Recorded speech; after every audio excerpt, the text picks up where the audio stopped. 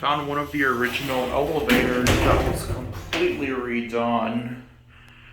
This used to be an A series and I think was light reddish inside.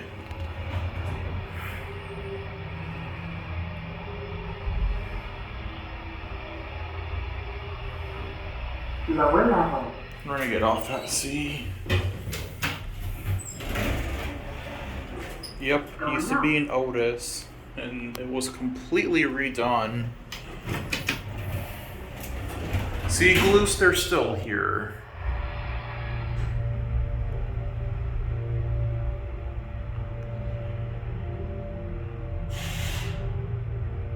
Second floor. But they have redone them completely though. Going down.